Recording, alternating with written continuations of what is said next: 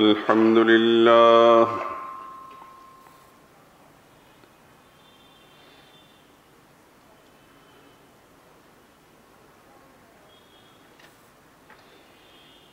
الحمد لله وكفى وسلام على عباده الذين اصطفى خصوصا على سيد الرسل وخاتم الأنبياء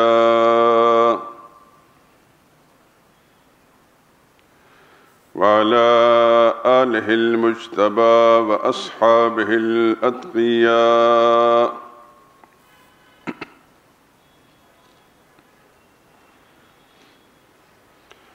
أما بعد فإن خير الحديث كتاب الله وخير الهدي هدي محمد صلى الله عليه وسلم وشر الأمور محدثاتها وكل محدثة بدعة وكل بدعة ضلالة وكل ضلالة في النار.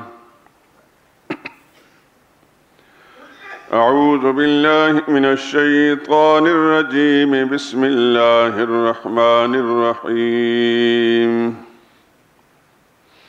واعبدوا الله ولا تشركوا به شيئا وبالوالدين إحسانا وبذي القربى واليتامى والمساكين والجار ذي القربى والجار الجنب والصاحب بالجنب وابن السبيل وما ملكت أيمانكم إن الله لا يحب من كان مختالا فخورا.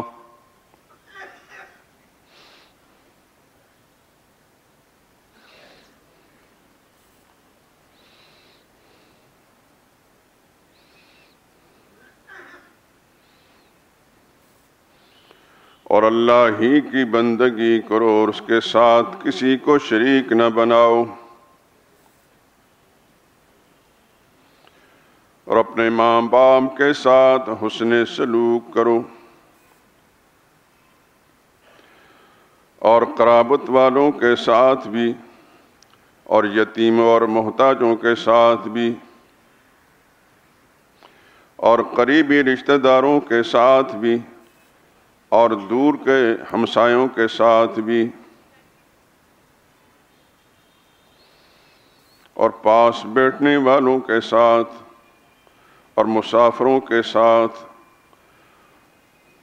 اور جو لوگ تمہارے قبضے میں ہوں سب کے ساتھ احسان کرو، کیونکہ اللہ احسان کرنے والوں کو دوست رکھتا ہے اور تکبر کرنے والے، بڑائی مارنے والے کو اللہ دوست نہیں رکھتا. سبحان ربک رب العزت عما یصفون وسلام علی المرسلین والحمد للہ رب العالمین.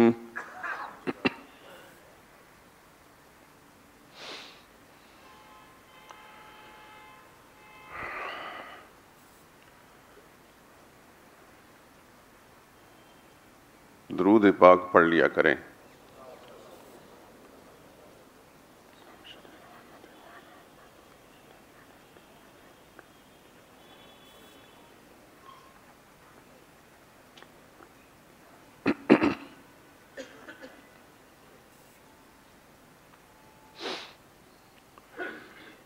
حضرات محترم، قرآن حکیم کی یہ آیت کریمہ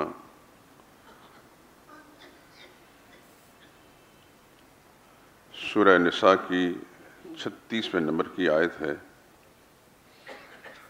اور پچھلے کئی بیانات سے پہلے یہی آیت تلاوت کی جاتی رہی، اور اس سے متعلق کچھ معروضات میں نے پیش کی، اور یہ بھی میں نے عرض کیا تھا کہ آئندہ شاید کچھ عرصے تک یہی آیت کریمہ جو ہے تلاوت کی جاتی رہے. کیوں یہ آیت اس کا انتخاب کیا گیا ہے، اس کی غرض و غایت آپ حضرات سن چکے ہیں۔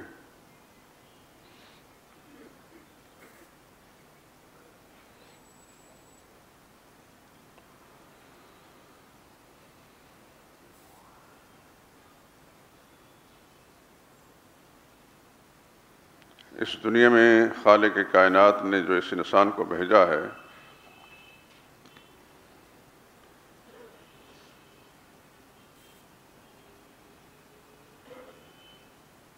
اس کی معاشرتی زندگی میں اللہ تعالیٰ نے بہت سے انسانوں کے حقوق اس کے ساتھ وابستہ کر دیے ہیں، لیکن میں نے عرض کیا تھا کہ آیہ کریمہ کا جو اسلوب ہے، سب سے پہلے اللہ تعالیٰ نے اپنی بندگی کا حکم دیا ہے، وَاعْبُدُوا اللَّهَ، یہ اللہ کا حق ہے۔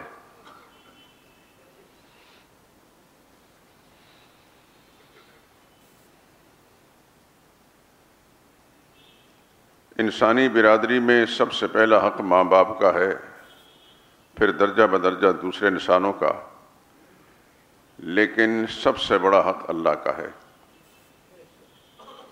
وہ انسان کا خالق ہے، وہ مالک ہے، وہ رازق ہے۔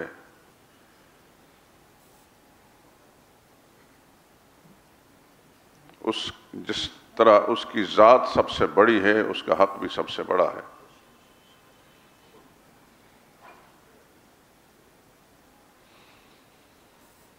پچھلے اور اس سے پہلے بیانات کے ضمن میں نے ایک حدیث بار بار آپ حضرات کے ذہن نشیر کرانے کی کوشش کی کہ اللہ کے نبی نے صلی اللہ علیہ وسلم ایک صحابی جو ان کے ساتھ سواری پر سوار تھے، بار بار مخاطب کر کے اپنی طرف متوجہ فرمایا اور پھر پوچھا کہ اللہ کا حق بندوں پر کیا ہے اور بندوں کا حق اللہ پر کیا ہے۔ تو یہ رسول اللہ صلی اللہ علیہ وسلم کا یہ فرمانا اس بات کی واضح دلیل ہے کہ اللہ کے حقوق بھی ہیں، اور خود اللہ نے اپنے نبی کی زبان سے یہ کہلوا کر اپنی کرم نوازی کا معاملہ فرمایا ہے کہ بندوں کے حقوق اللہ پر بھی ہیں۔ بندہ کون ہے جو اللہ پر اپنا حق جو ہے جتا سکے؟ یہ صرف اللہ کی مہربانی ہی ہے۔ اس کی تفصیل آپ سن چکے ہیں، دوبارہ دہرانے کی ضرورت نہیں ہے۔ اللہ تعالیٰ کے حقوق میں سے سب سے پہلا حق تو ایمان ہے، آپ سن چکے ہیں، اور ایمان کی حقیقت بیان کر چکا کہ زبانی اقرار کے ساتھ ساتھ دل کی تصدیق لازمی ہے۔ اگر زبانی اقرار کرتا ہے، دل کی تصدیق اور یقین نہیں ہے، تو ایسا شخص منافق ہے، اور منافق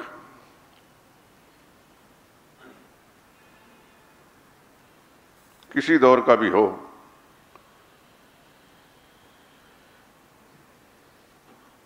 یہ اللہ کی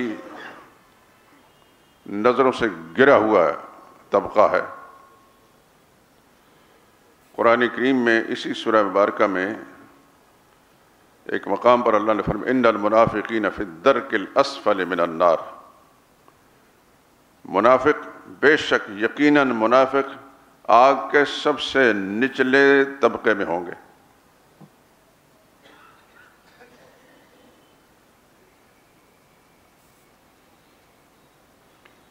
اور اسی سورہ مبارکہ میں آگے چل کر ایک آیت اس طرح بھی ہے، بشر المنافقین بان لهم عذابا الیما، منافقوں کو دردناک سزا کی خبر سنا دو۔ آگے اس کی وضاحت فرمائی، کیوں؟ الذین یتخذون الکافرین اولیاء من دون المؤمنین، کہ مسلمانوں کو چھوڑ کر کافروں سے دوستی رکھتے ہیں۔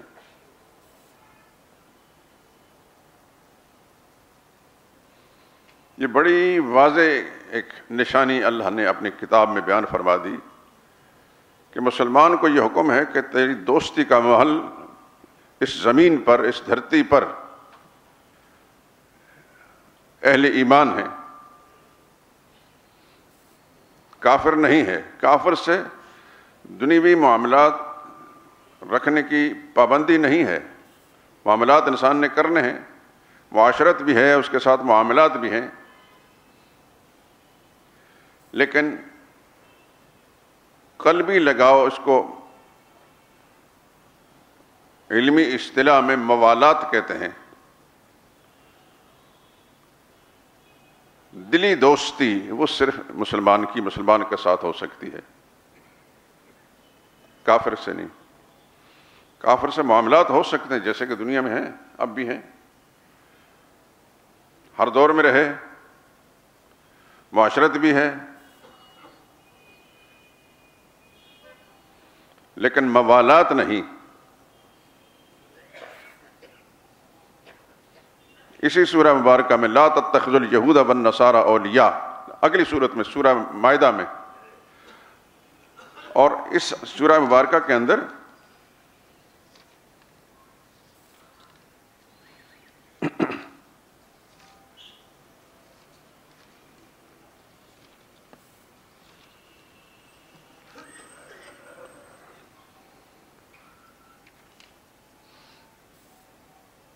یا ایھا الذین آمنوا لا تتخذوا الکافرین اولیاء من دون المؤمنین. آیت نمبر 144. اے ایمان والو کافروں کو دوست نہ بناؤ. اولیاء کا لفظ ہے، دلی دوستی جس کے ساتھ ہوتی ہے اس کو ولی کہتے ہیں. اولیاء اللہ وہی ہیں جن کا اللہ کے ساتھ گہرا تعلق ہے، وہ اللہ کے مقرب لوگ ہیں. کہیں فرمایا لا تتخذوا اليہود والنصارى اولیاء، یہود و نصارہ کو اپنا دلی دوست مت بناؤ. کبھی فرمایا لا تتخذوا عدوی وعدوکم اولیاء، جو میرے دشمن ہیں تمہارے دشمن ہیں ان کو دوست نہ بناؤ. اور جو دوست بناتے ہیں ان کو اللہ نے اپنی اس کتاب مقدس میں فرمایا بشر المنافقین، وہ منافق ہیں.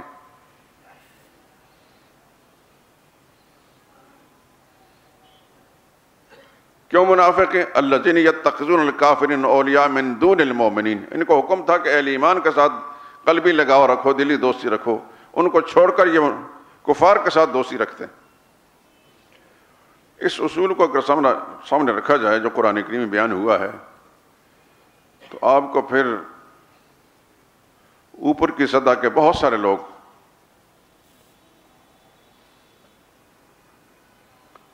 اس زمرے میں شامل نظر آئیں گے جو اللہ تعالیٰ نے قرآن کریم کے اندر اس آیت کریم میں بیان فرمایا.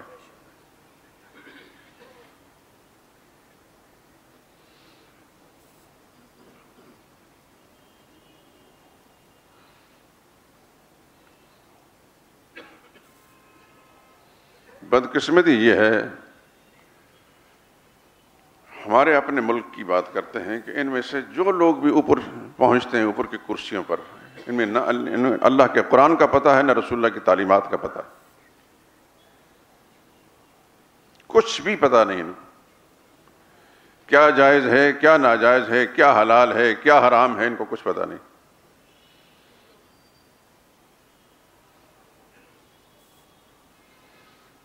جو لوگ دعائے قنوت نہیں پڑھ سکتے، سورہ اخلاص نہیں پڑھ سکتے، اس کے الفاظ کی حد تک معنی کیا جانیں گے؟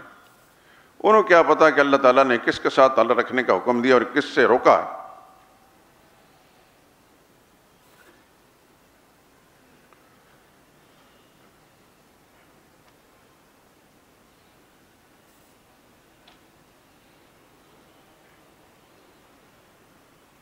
تو اللہ تعالیٰ نے اپنے حقوق بیان فرمائے اس آیت کریمہ کے اندر.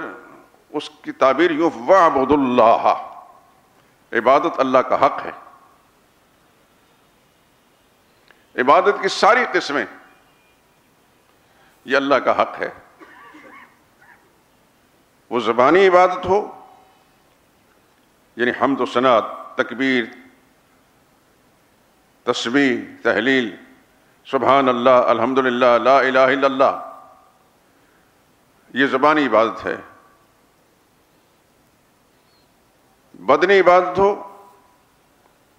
جیسا نماز ہے، روزہ ہے، طواف ہے، اعتکاف ہے، جہاں بدن استعمال ہوتا ہے وہ بھی اللہ ہی کا حق ہے. اور مالی عبادت ہو جیسے زکوٰۃ ہے، صدقہ ہے، خیرات ہے، نذر و نیاز ہے، منت ہے، وہ بھی اللہ ہی کا حق ہے. تو وَاعْبُدُوا اللَّهَ کا لفظ بول کر اس کے اندر اللہ پاک نے سارے حقوق جمع فرما دی کہ سارے حق اللہ ہی کے لیے بجا لانے ہیں. اس کا حقدار وہی ہے، اللہ کے سوا کوئی اور نہیں۔ میں نے پچھلے اور اس سے پچھلے جمعے میں ایک چیز کی طرف توجہ آپ حضرات دلائی تھی۔ اللہ کرے کہ آپ حضرات کے دل و دماغ میں بھی یہ بات بیٹھ جائے اور اس طرح بیٹھے کہ آپ پھر اس کو مشن بنا کر آگے نقل کرنے والے بن جائیں۔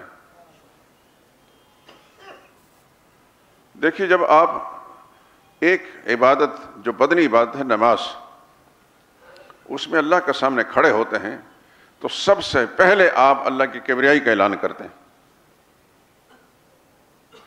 نماز میں داخل ہونے کے لیے سب سے پہلے آپ اللہ اکبر کہتے ہیں۔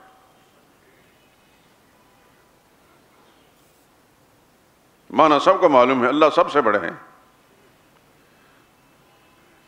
اور میں نے یہ بات بھی آپ حضرات کی خدمت عرض کی تھی قرآن کے حوالے سے کہ ہر وہ چیز جو اللہ کی طرف منسوب ہے وہ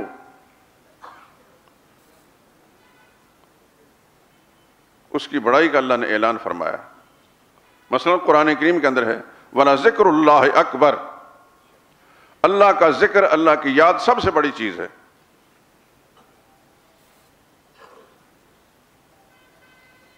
اسی طرح وَرِضْوَانٌ مِّنَ اللَّهِ اکبر، اللہ کی رضا، اللہ کی خوشنودی، یہ سب سے بڑی نعمت ہے۔ جس سے اللہ راضی ہو جائے وہ بہت بڑا خوش نصیب انسان ہے۔ لیکن اس کے مد مقابل لَمَقْتُ اللَّهِ اکبر، اللہ کی ناراضگی سب سے بڑی مصیبت ہے۔ اللہ کی رضا سب سے بڑی نعمت ہے، اللہ کی ناراضگی سب سے بڑی مصیبت ہے۔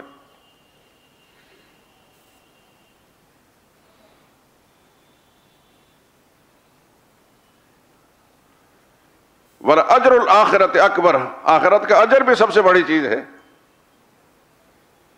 وَلَعَذَابُ الْآخِرَةِ اکبر، اور آخرت کا عذاب بھی سب سے بڑی مصیبت ہے۔ ہر وہ چیز جو اللہ تعالیٰ کی طرف منسوب ہے اللہ نے اس کو اکبر کے لفظ کے ساتھ تعبیر فرمایا۔ وَلَلْآخِرَةُ اکبر درجات، اور آخرت کے درجے بھی بہت بڑے ہیں۔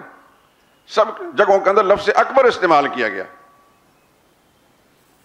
ہر وہ چیز جو اللہ کی طرف منسوب ہے، اللہ اکبر ہیں، اس کی طرف ہر وہ چیز منسوب ہوتی ہے وہ بھی اکبر ہے۔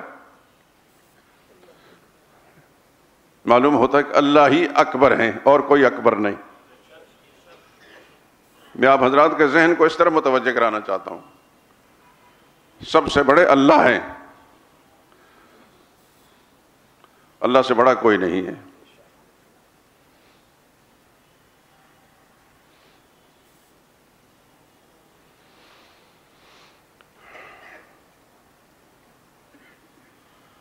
اور یہ ساری دنیا اور دنیا کا مال و متاع اور یہ ساری کائنات، اللہ کے نبی صلی اللہ علیہ وسلم نے فرمایا لو کانت الدنیا تعدل عند اللہ جناح بعوضۃ ما سقى الکافر شربۃ ماء، اگر یہ دنیا اور یہ دنیا کا مال و متاع اور دنیا کے خزانے سب کچھ، یہ ساری مخلوق بیچ میں آ جاتی ہے، تعدلو، اگر برابر ان کا کوئی وزن ہوتا عند اللہ، اللہ کے جناح بعوضۃ، ایک مچھر کے پر کے برابر، ما سقى الکافر شربۃ ماء، تو پھر کسی کافر کو ایک گھونٹ پانی بھی اللہ پلاتے۔ اس کا مطلب یہ کہ دنیا کی کوئی قیمت بھی نہیں اللہ کے نزدیک۔ یہی وجہ ہے کہ اللہ کے بہت سارے مقبول بندے، انبیاء اکرام تو بہت اونچی ذات ہیں، درجہ بدرجہ دنیوی لحاظ سے، مالی اعتبار سے مفلس اور نادار رہے، اللہ کو پسند نہیں تھا ان کا دولت مند بننا۔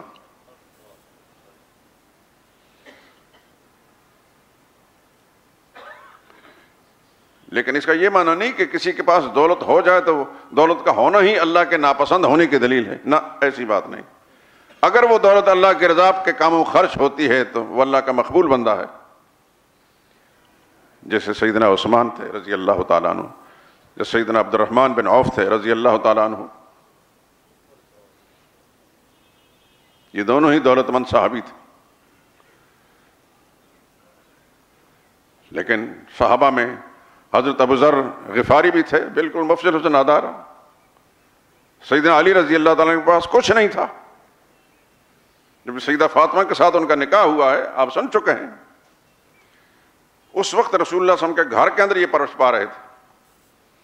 آپ کو یاد ہوگا کسی موقع پر میں نے عرض کیا تھا کہ حضور صلی اللہ علیہ وسلم کے چچا ابو طالب جو سیدنا علی رضی اللہ عنہ کے والد ہیں، یہ جسمانی طور پر معذور تھے، اور معذور آدمی زیادہ دور تک چل پھر کر محنت مشقت نہیں کر سکتا، نتیجتاً گھر کے اندر کچھ چیزیں رکھ کر یہ خوشبوئیں اور اس طرح کی چیزیں بیچتے تھے۔ بچے زیادہ تھے، قلیل المال اور کثیر العیال۔ تو نبی کریم صلی اللہ علیہ وسلم نے ایک دفعہ اس چیز کو ملحوظ خاطر رکھ کر اپنے دوسرے چچا حضرت عباس جو کاروباری آدمی تھے اور مالدار بھی تھے، ان سے فرمایا کہ آپ جانتے ہیں کہ آپ کے بھائی میرے چچا ابو طالب قلیل المال ہیں کثیر العیال ہیں، بچے زیادہ ہیں مال نہیں، تو بوجھ زیادہ ہے۔ خود حضرت علی رضی اللہ تعالیٰ عنہ کا ارشاد ہے ایک کتاب کے اندر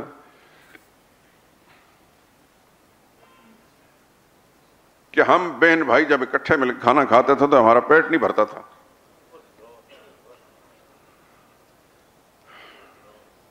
تو حضور صلی اللہ علیہ وسلم نے فرمایا سیدنا عباس سے کہ ایسا کرتے ہیں کہ ان کے بچے تقسیم کر لیتے ہیں۔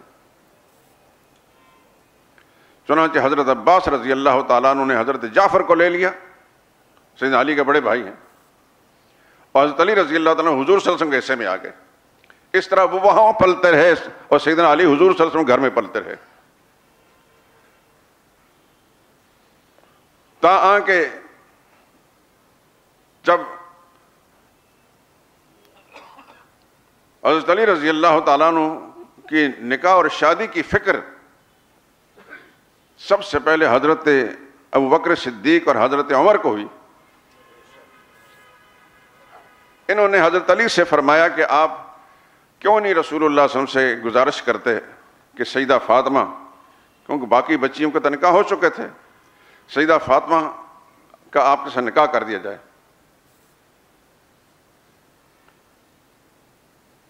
سیدنا علی رضی اللہ عنہ نے فرمایا میرے پاس ہے کیا، ایک زرہ ہے اور ایک گھوڑا ہے، بس گھوڑا جو اکثر جہاد کے کام میں آتا تھا۔ ان دو بزرگوں نے فرمایا کہ آپ گزارش کر کے تو دیکھیں۔ چنانچہ سیدنا علی رضی اللہ تعالیٰ عنہ حضور صلی اللہ علیہ وسلم کی خدمت میں اس موقع پر ان کے فرمائش کرنے پر پہنچے تو آ کر بیٹھ کے خاموشی سے، لیکن رسول اللہ صلی اللہ علیہ وسلم نے اپنی فراست سے یہ سمجھ لیا کہ علی کچھ کہنا چاہتے ہیں۔ قربان جائیں اس پاک پیغمبر پر صلی اللہ علیہ وسلم، ساری کائنات کے انسانوں سے سب سے بڑے انسان ہیں، سب سے بڑے رتبے والے ہیں، انبیاء کے سردار ہیں، صاحب وحی ہیں اور صاحب فراست بھی ہیں۔ نبی کی فراست سے بڑھ کر کسی فراست ہو سکتی؟ جو نبی سے سچا وابستگی رکھنے والا ہے وہ بھی بہت بڑا صاحب فراست ہوتا ہے۔ جیسے کہ حضور کا ایک فرمان اتقوا فراست المومن، مومن کی فراست سے ذرا بچ کر رہا کرو، فإنہ ینظر بنور اللہ، اللہ کے نور سے دیکھ رہا ہوتا ہے۔ سبحان اللہ۔ اللہ سے دعا کیا کرے اس طرح کے فضائل ملا، یا اللہ تو اپنے رحمت کے ساتھ ہمیں بھی ایسا بنا دے۔ اس کے لیے اس کے خزانے میں کوئی کمی ہے؟ ہمارے مانگنے میں کمی ہے، اس کے دینے میں کمی نہیں۔ ہمارا ظرف چھوٹا ہے، اللہ کے خزانے بہت بڑے ہیں، ہمیں مانگنا بھی نہیں آتا۔ تو رسول اللہ صلی اللہ علیہ وسلم نے اپنی فراست سے یہ پہچان لیا، جان لیا کہ علی کچھ کہنا چاہتے ہیں۔ تو حضرت علی کا حجاب اور ہچکچاہٹ تو تھی ہی، رسول اللہ نے خود پوچھ لیا ایسا لگتا ہے کہ تم فاطمہ کے بارے میں کچھ کہنا چاہتے ہو؟ صلی اللہ علیہ وسلم ورضی اللہ تعالیٰ عنہ، انہوں نے سر ہلایا کہ یا رسول اللہ ہاں ایسا ہی ہے۔ لیکن ترغیب کس نے دی؟ یہ اچھی طرح ذہن نشین فرما لیجئے، سیدنا ابو بکر صدیق نے اور سیدنا فاروق اعظم نے ترغیب یہ انہوں نے دی۔ اس سے معلوم ہوتا ہے کہ ان کا آپس میں کتنا پیار تھا۔ یہ میں ذہن میں نشین کرنا چاہتا ہوں اس واسطے کہ آپ جس ملک میں رہتے ہیں اس ملک کے اندر آپ کا پرنٹ میڈیا، الیکٹرانک میڈیا اور کچھ اور بد نصیب، اصلی بد نصیب، سیاہ روح والے، سیاہ باطن والے یہ بتائیں گے کہ یہ آپس میں ایک دوسرے کے دشمن تھے، اور میرا رب کہتا ہے رحماء بینہم، آپس میں بڑے پیار کرنے والے تھے۔ رب کا فرمانا سچ ہے یا ان کا کہنا؟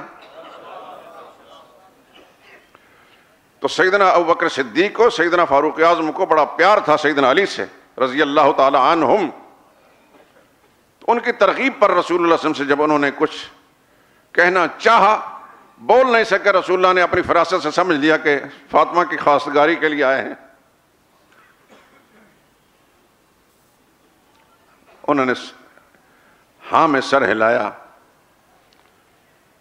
میں اصل میں یہ سارا قصہ اس پس منظر سنا رہا ہوں کہ صحابہ میں سے کچھ مفلس و نادار صحابی تھے، ان میں سیدنا علی بھی تھے،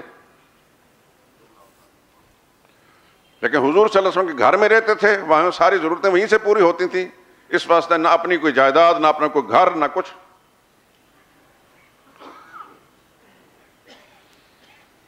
تو جب انہوں نے ہاں میں سر ہلایا تو رسول اللہ نے فرمایا آپ کے پاس کیا ہے؟ آخر دلہا کو اپنے دلہن کے لیے مہر بھی تو دینا پڑتا ہے، دیگر کچھ امور کا بھی لحاظ رکھنا پڑتا ہے۔ یاد رکھیے یہ مہر شرعی حق ہے۔ اس لیے میں اس طرف توجہ دلا رہا ہوں کہ ہمارے معاشرے میں ایسے جہالا کی کمی نہیں جن کے اندر عورتیں سر فہرست ہیں، جو یہ کہتی ہیں ہمارے ہاں مہر کا کوئی رواج نہیں، اس کو رواج سمجھتے ہیں۔ رواج نہیں، یہ شریعت کا حق ہے، حکم ہے۔ وَآتُوا النِّسَاءَ صَدُقَاتِهِنَّ نِحْلًا، عورتوں کو ان کے مہر خوشی سے ادا کیا کرو۔ ان مجالس میں بیٹھ کر یہ دین کی ساری باتیں سمجھ آنی چاہیے اور ذہن میں بیٹھنی چاہیے۔ میں اکثر کہا کرتا ہوں، پہلے بھی میں نے کسی موقع پر کہا ہے کہ ہماری یہ مجلس یہ تقریر کی مجلس نہیں ہوتی۔ وہ خطیب جو ہے مقفع مسجع الفاظ، لمبی سریں، لوگ وقتی طور پر واہ واہ بھی کرتے ہیں، نعرے بھی لگاتے ہیں، سب کچھ ہوتا ہے، پھر چلے جاتے ہیں۔ خطیب صاحب اپنے ہاں چلے جاتے ہیں، وہ اپنے ہاں چلے جاتے ہیں، ان کے پلے کچھ نہیں پڑتے۔ یہ سبق سیکھنے سکھانے کی محفل ہے۔ اسی جذبے کے ساتھ میں آپ حضرات کے سامنے کچھ بولتا ہوں، یہ باتیں ذہن نشین فرما لیجئے۔ اور جتنی باتیں میں آپ کو کہہ رہا ہوں، آپ سینکڑوں کتابوں کی ورقگردانی کرنے کے بعد بھی اتنی باتیں نہیں ملیں گی۔ ہماری زندگی چونکہ اس لائن میں گزر چکی ہے۔ تو جس وقت رسول اللہ نے پوچھا کہ تمہارے پاس کیا ہے، تو عرض کیا یا رسول اللہ میرے پاس ایک گھوڑا ہے، ایک زرہ ہے۔ فرمایا گھوڑا تو رہنے دو، وہ جہاد کے کام میں آئے گا، البتہ زرہ کو فروخت کراؤ۔ اللہ کے نبی کے حکم پر سیدنا علی باہر نکلے، زرہ کو لے کر بیچنے کے لیے۔ راستے میں ملاقات ہو گئی خلیفہ ثالث رسول اللہ صلی اللہ علیہ وسلم کے دوہرے داماد سیدنا عثمان ذی النورین کے ساتھ رضی اللہ تعالیٰ عنہ۔ الیک سلیک ہوئی، بھائی کدھر جا رہے ہو؟ فرمانے لگے کہ یہ معاملہ ہے اور میں حضور کے حکم پر یہ زرہ فروخت کرنے جا رہا ہوں۔ اللہ اکبر! جس شخص کو اللہ نے بنایا ہی اس کام کے لیے تھا کہ جس طرح ان کو شوق ہوتا ہے کہ کس طرح میرا مال اللہ کی رضا پر خرچ ہو جائے، تو انہوں نے فرمایا کتنے میں بیچو گے؟ جو بات بھی فرمائی، فرمایا مجھے دے دو، میں خریدتا ہوں۔ اپنی گرہ سے رقم ادا کرنے کے بعد فرمایا یہ زرہ واپس لے لو۔ یہ آپس میں ایک دوسرے سے بغض رکھتے تھے یا پیار کرنے والے لوگ تھے؟ آپ سب دوستوں سے میں درخواست کرتا ہوں کہ صحابہ کے بارے میں ایسا ہی نظریہ رکھیں۔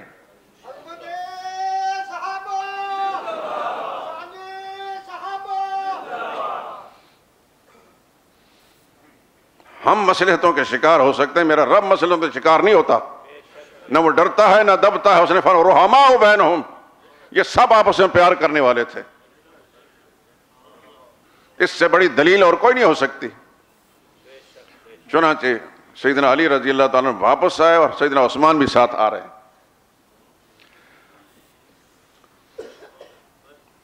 رسول اللہ صلی اللہ علیہ وسلم نے فرمایا جاؤ ابو بکر و عمر کو بلا لاؤ۔ ابو بکر و عمر آ گئے۔ سیدنا ابو بکر صدیق رضی اللہ تعالیٰ عنہ حضور نے حکم دیا کچھ پیسے دیے اس جرہ میں سے فلاں فلاں چیز خرید لاؤ سیدہ فاطمہ کے لیے نکاح کے موقع پر۔ یاد رکھیے کہ اس زمانے کے جو چونچلے ہیں اس زمانے میں نہیں ہوتے تھے، کیونکہ ہیں تو ہم مسلمان لیکن ہم پر ہندو کی سوچ زیادہ غالب ہے۔ ہماری شادی بیاہوں میں ہندو کلچر غالب ہوتا ہے۔ میں ہندوستان گیا تو ہوں لیکن ہندوؤں کی شادیاں نہیں دیکھی۔ اپنے ہاں مسلمانوں کی شادیاں دیکھ کر ہندوؤں کے بارے میں جو کچھ ہم نے پڑھا ہے ایسا لگتا ہے کہ یہ ان سے کہیں زیادہ اس کا اہتمام کرتے ہیں۔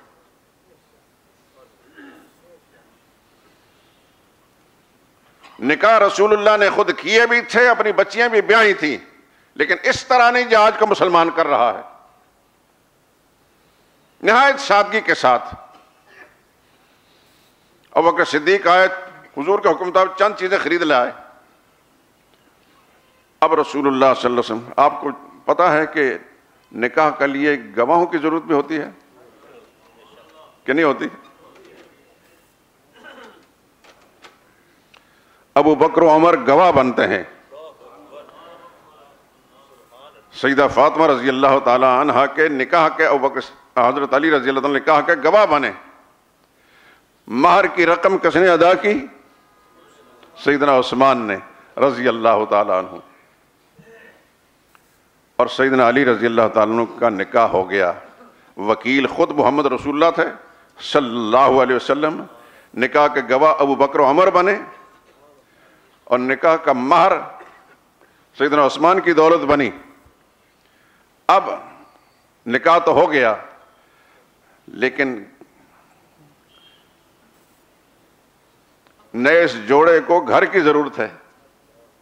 ایک انصاری صحابی نے رضی اللہ تعالیٰ عنہ فرمایا یا رسول اللہ میرے دو گھر ہیں، ان میں سے جو پسند آئے علی کو وہ میں دینے کے لیے تیار ہوں سیدہ فاطمہ کے لیے۔ یہ آپس میں دشمن تھے یا پیار کرنے والے تھے؟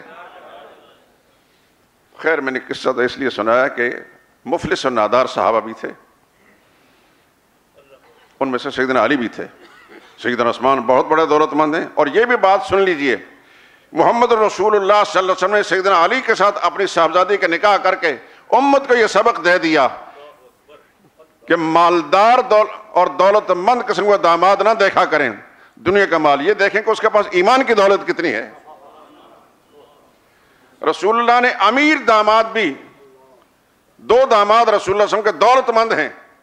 بڑے داماد حضرت ابو العاص بن ربی بہت بڑے کاروباری ہیں مکہ کے، اور سیدنا عثمان کو ساری دنیا جانتی ہے، لیکن سیدنا علی رضی اللہ تعالیٰ عنہ بالکل نادار ہیں۔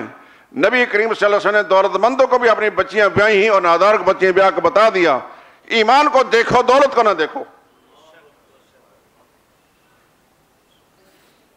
آج ہمارا مسلمان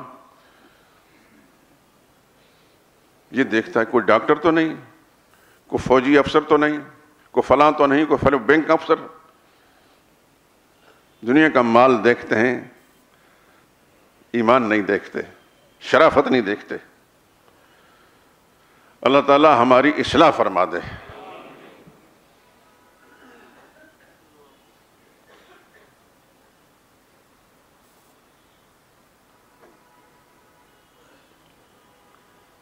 کیا کہہ رہا تھا؟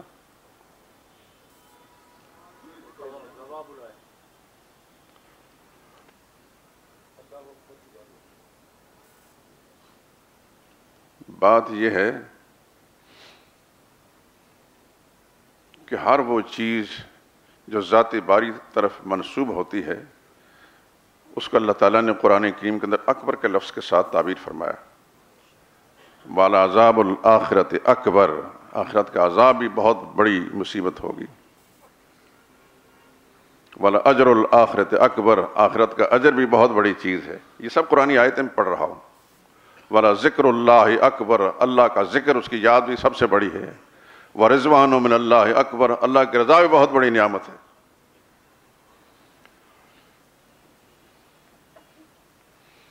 اللہ سب سے بڑے ہیں، اللہ بڑے ہیں۔ خدا کرے کہ ہمارے ذہن کے اندر یہ بات بیٹھ جائے۔ تو اللہ جب سب سے بڑے ہیں تو پھر اس کا حق بھی بڑا ہے، اس کے حقوق بھی ہیں۔ من جملہ ان کے حقوق میں سے یہ عبادت کی ساری قسمیں ہیں۔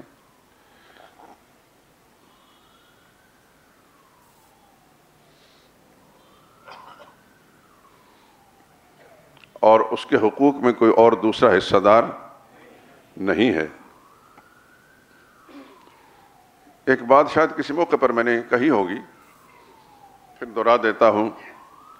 ہر انسان اچھی طرح اس بات کو سمجھتا ہے کہ ایک میرا ذاتی حق ہے۔ جو ذاتی حق ہے وہ انسان کسی دوسرے انسان کو دینے کے لیے تیار نہیں ہوتا، چاہے اس کا کتنا پیارا بھائی ہو، پیارا دوست کیوں نہ ہو۔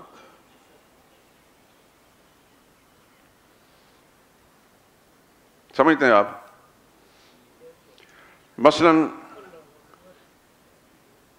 کچھ چیزیں ایسی ہیں ان میں انسان دوسرے کو شریک کر سکتا ہے، لیکن کچھ چیزیں ایسی ہیں اس میں کسی دوسرے کو شریک نہیں کیا جا سکتا۔ مثلاً بیوی پر انسان کا اپنا حق ہوتا ہے، یہ حق اپنے بھائی کو بھی دینے کے لیے تیار نہیں ہوتا، کسی پیارے دوست کے لیے بھی اس کی گنجائش نہیں ہوتی۔ اور اگر کوئی خدا نخواستہ اس کے اس ذاتی حق پر کوئی حملہ کرتا ہے، ڈاکہ ڈالنے کی کوشش کرتا ہے، تو وہی پیارا دوست پھر نمبر 1 دشمن بن جاتا ہے۔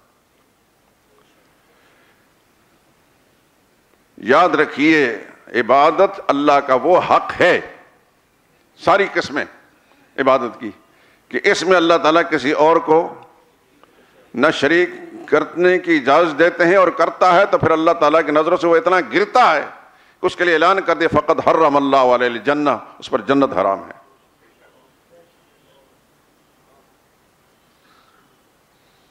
قرآن کریم کے اندر اس کو مختلف اسلوبوں کے ساتھ بیان کیا ہے۔ انہ من یشرک باللہ فقط حرم اللہ علیہ الجنہ، یقین جانو جس نے اللہ کے ساتھ شریک بنایا اس پر جنت حرام ہے۔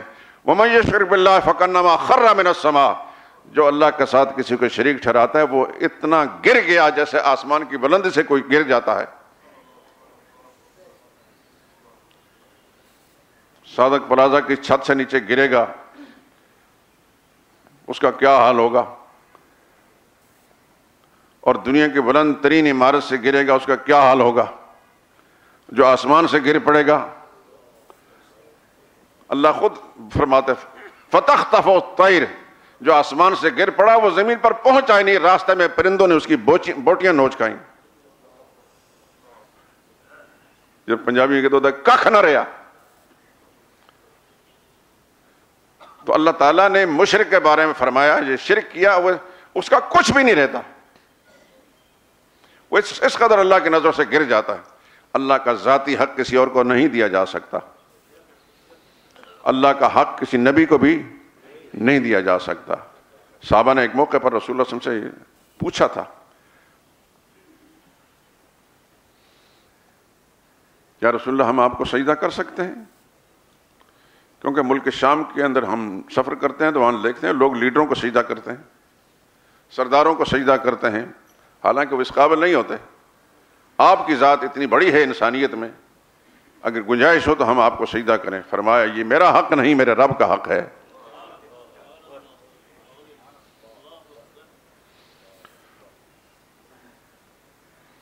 تو جو اللہ کا حق ہے وہ کسی اور کو نہیں دیا جا سکتا، اللہ کا محبوب نبی بھی ہے اس کو بھی نہیں دیا جا سکتا۔ ہاں البتہ جو نبی کا حق ہے، کیونکہ خالق اور مخلوق میں فرق ہوتا ہے۔ اللہ خالق ہیں اور باقی ساری کائنات مخلوق ہیں۔ مخلوق میں سب سے بڑی ذات نبی کی ہے صلی اللہ علیہ وسلم۔ پھر جو مقام نبی کا ہے وہ صحابہ کا نہیں، جو صحابہ کا ہے وہ تابعین کا نہیں، جو تابعین کا ہے وہ تبع تابعین کا نہیں، بعد کے لوگوں کا نہیں۔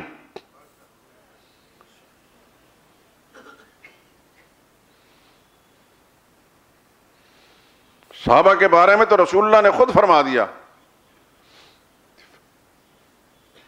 لا تسبوا اصحابی لو ان احدکم انفق مثل احد ما بلغ مد احد ولا نصیفہ۔ صحابہ کے بارے میں بدگوئی نہ کرنا، یہ میرے ساتھی ہیں، یہ ذرا خیال رکھنا کہ وہ نبی کے ساتھی ہیں، عام لوگ نہیں ہیں، جن کو اللہ تعالیٰ نے اپنے نبی کی رفاقت کے لیے چن لیا، جن پر نبی نے اعتماد کر لیا، ان کے بارے میں بدگوئی کرنے والا گویا ڈائریکٹ نبی پر حملہ کرتا ہے، وہ بڑا بدنصیب ہے اس دھرتی کا۔ فرمایا لا تسبوا اصحابی، زبان تان دراز نہ کرنا، لو ان احدکم انفق مثل احد، تم میں سے کوئی شخص اتنا بڑا دولت مند ہو کہ احد پہاڑ جتنا سونا ہو اس کے پاس۔ دیکھا احد پہاڑ آپ نے؟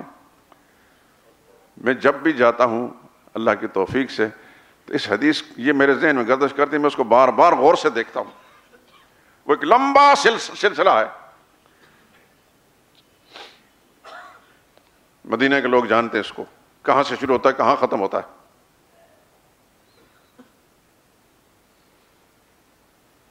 اور اس پہاڑ کو بھی اللہ تعالیٰ نے کوئی عجیب مقام فرمایا، حدیث میں آتا ہے حضور فرمایا احد یحبنا ونحبہ، احد ہم سے پیار کرتا ہم اس سے پیار کرتے ہیں۔ ایک موقع پر رسول اللہ صلی اللہ علیہ وسلم، ابو بکر صدیق، حضرت عمر،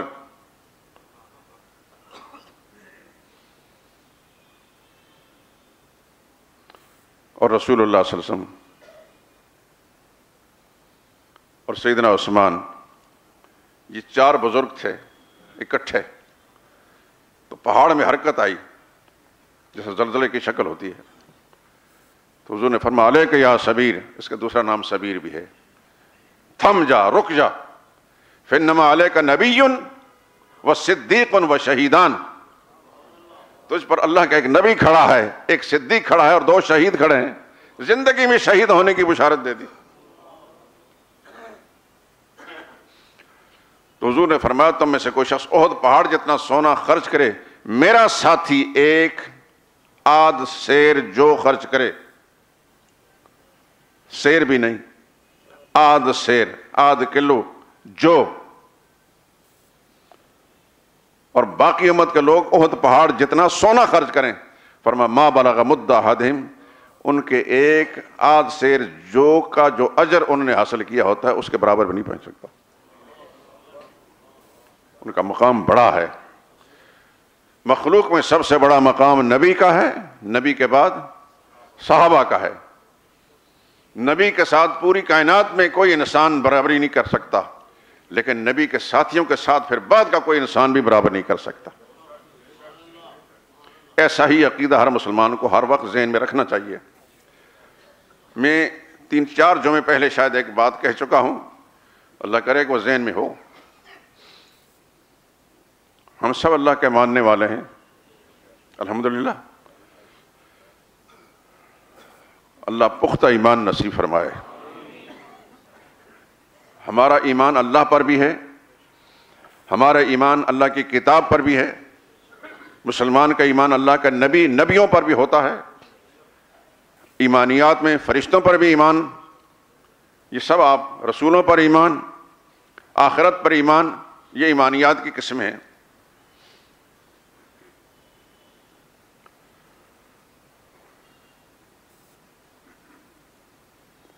وہ ایمان جو اللہ کی ذات پر ہے، اس کے تقاضوں میں ایک تقاضا یہ بھی ہے کہ اللہ سے پیار کریں، آپ سب سے زیادہ پیار کریں۔ یاد ہے کہ نہیں؟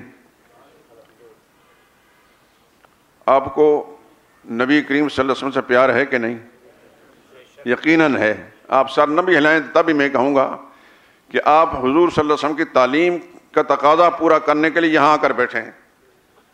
حضور سے پیار ہے، ہر نبی سے پیار ہے، ہر ولی سے پیار ہے، ہر بزرگ سے پیار ہے، نبی کے ہر نسبت سے پیار ہے کہ نہیں؟ اور اللہ سے بھی پیار ہے کہ نہیں ہے؟ کوئی ڈھیلے سے ہیں؟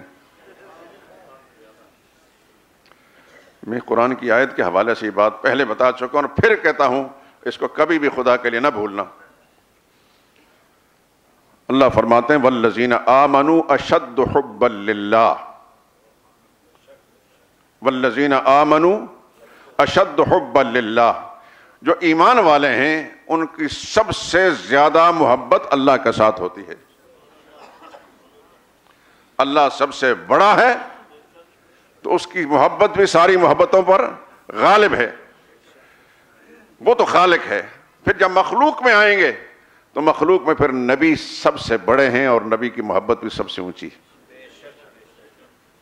پھر نبی کی ہر نسبت پیاری ہے. نبی کی اولاد بھی پیاری, نبی کے ازواج مطہرات بھی ہماری ماؤں سے زیادہ عظیم, نبی کی ہر نسبت پیاری, نبی کے صحابہ بھی پیارے اور صحابہ سے پیار کرنے والے بھی پیارے, محدثین بھی پیارے, فقہا بھی پیارے, اولیاء بھی پیارے. اللہ سب کی محبت نصیب فرمائے. لیکن درجہ بدرجہ, جیسا جس کا درجہ ہے اس کی محبت بھی اس درجہ میں ہوگی. اللہ سب سے بڑے ہیں, اللہ اکبر, اللہ سب سے بڑے ہیں تو اشد حبا للہ, اس کی محبت بھی سب سے اونچی ہے. مخلوق میں سب سے بڑے نبی ہیں تو ان کی محبت بھی ساری مخلوق سے بڑھ کر ہوگی. یہ حقوق ہیں. اللہ تعالیٰ کے حقوق میں سے جس طرح عبادت اللہ کا حق ہے, اطاعت بھی اللہ کا حق ہے. قرآن میں جا بجا اطیعوا اللہ و اطیعوا الرسول, آتا ہے کہ نہیں آتا؟ وَمَن يُطِعِ اللَّهَ وَرَسُولَهُ فَقَدْ فَازَ فَوْزًا عَظِيمًا. جو اللہ کی اطاعت کہتے ہیں حکم ماننے کو, جو اللہ کا حکم مان لے, اللہ کے رسول کا حکم مان لے, فقد فاز, وہ کامیاب ہو گیا, معمولی نہیں, فوزاً عظیما, بہت بڑی کامیابی اس کو مل گئی. قرآن کریم کی ساری آیتیں میں پیش نہیں کر سکتا, بہت ساری آیتیں اس موضوع پر ہیں. میں نے ایک نمونے کے طور پر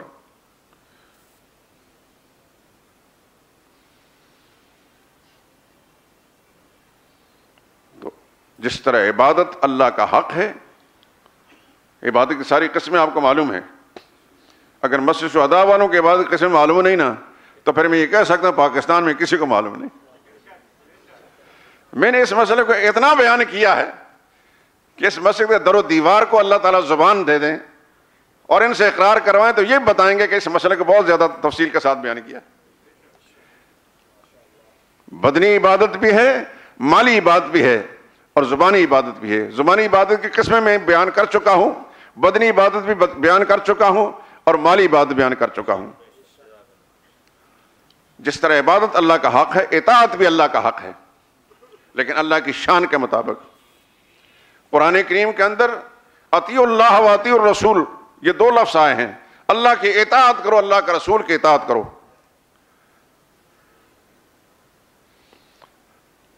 اطاعت کہتے ہیں حکم ماننے کو. جہاں جہاں کوئی حکم بجا لانا ہے اللہ کی طرف سے لازم کیا گیا ہے, اس کو بجا لانا یہ اللہ کی اطاعت ہے.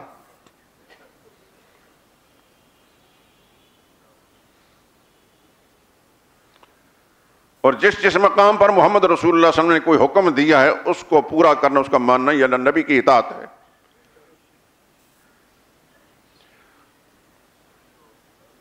بعد میں انشاءاللہ اس کی تفصیل میں عرض کروں گا. تو اللہ تعالیٰ کے حقوق میں سب سے بڑا حق تو پہلا ایمان ہے, اور ایمان, ہر ایمان کے ساتھ محبت لازمی ہے. جس چیز پر آپ کا ایمان ہے اس کے ساتھ محبت لازمی ہے. جیسے نبی پر ایمان ہے تو نبی کے ساتھ محبت لازمی ہے. قرآن پر ایمان ہے تو قرآن کے ساتھ جو درجہ آپ قرآن کو دیتے ہیں وہ کسی آف سیٹ پر یا آرٹ پیپر پر چھپی ہوئی بڑی رنگین کتاب کو دے سکتے ہیں. رف کاغذ پر چھپا ہوا قرآن کریم بھی, اس کو آپ چومیں گے, آنکھوں سے لگائیں گے, سر پر رکھیں گے. کسی خوبصورت ناول کو آپ سر پر رکھ سکتے ہیں, چوم سکتے ہیں. کبھی چوما ہے؟ وجہ کیا ہے؟ اس کی نسبت کدھر ہے؟ اللہ ہے, یہ اللہ کی کتاب ہے. آپ ناول کو زمین پر پھینک سکتے ہیں بغیر روک ٹوک کے, آپ کو کوئی خوف نہیں. قرآن کریم کو نہیں پھینک سکتے.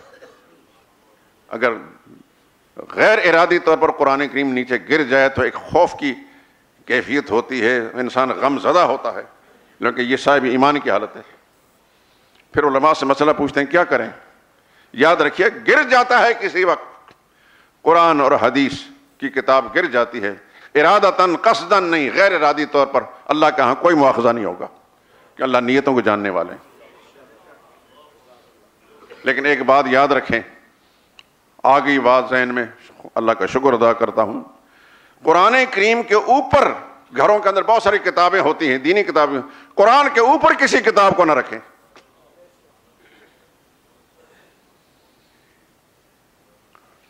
میں نے اپنے گھر کے اندر الحمدللہ اس کا اہتمام کیا تھا، اور میری فطرت میں یہ بات پڑی ہے کہ اگر گھر کی کسی خاتون نے یا کسی ملازمہ نے کوئی ایسا کام کر لیا، کوئی دوسری کتاب رکھتے، مجھے آگ لگ جاتی ہے،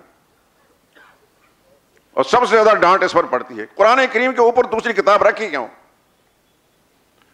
ہمارے مشائخ میں، اساتذہ میں علامہ انور شاہ کشمیری رحمۃ اللہ تعالی علیہ، ایک بہت بڑے بزرگ گزرے ہیں ہندوستان کے سرزمین میں، بہت بڑے عالم تھے۔ ان کو ایک دفعہ خواب میں آئے، دیکھتے ہیں بخاری شریف پر بلی نے پیشاب کر دیا۔ انہوں نے دیکھا گھر میں بلی تھی نہیں کوئی، تو پیشاب کہاں سے کیا؟ انہوں نے سمجھ پتہ نہیں کیا ہے یہ خیال، دوبارہ یہ خیال آیا، خواب آیا، پھر اٹھ کر انہوں نے تفصیل سے دیکھا تو بخاری شریف کے اوپر منطق کی کتاب رکھی ہوئی تھی۔ آپ حضرات میں سے جس نے منطق پڑھی ہو تو وہ سمجھ سکتا ہے، منطق ایک فن ہے، ہم نے بھی کچھ پڑھا ہے، شروع میں طلباء کو پڑھایا جاتا ہے، جیسے صرف نحو پڑھائی جاتی ہے، اس منطق پڑھائی جاتی ہے۔ منطق پڑھانے کا اصل مقصد یہ ہے کہ وہ انسان گفتگو کے اندر بڑا تیز ہوتا ہے، دلیل کے ساتھ بات کرنے اور دلیل سے رد کرنے کا، یعنی ذہن کو تیز کرنے والا ایک فن ہے یہ۔ اس کی بہت ساری کتابیں ہیں۔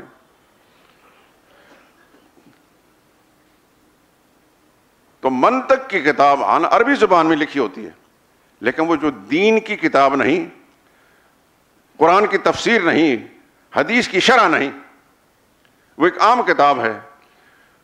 تو شاہ صاحب رحمۃ اللہ تعالی علیہ نے دیکھا کہ بلی نے پیشاب کیا، اور دیکھا تو منطق کتاب بخاری کے اوپر رکھی ہوئی تھی۔ یاد رکھیے، کوئی فقہ کی کتاب بھی بخاری پر یا حدیث کی کتاب پر نہ رکھیں۔ حالانکہ فقہ کے اندر تشریح ہوتی ہے، اسلامی قرآن کریم کی آیات کی تشریح ہوتی ہے، احادیث مبارکہ کی تشریح ہوتی ہے، لیکن چونکہ اس میں انسانی کلام بھی ہے،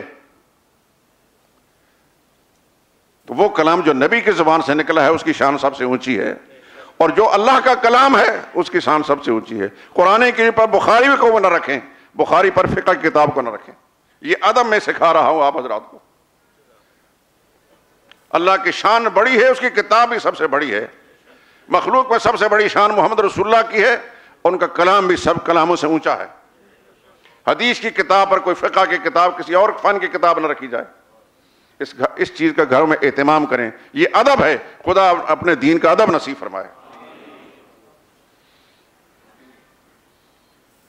یہ باتیں ضمناً آ جاتی ہیں، مسئلہ تو بیان ہو رہا ہے اللہ کے حقوق کا، اللہ کے مخلوق کے حقوق کا۔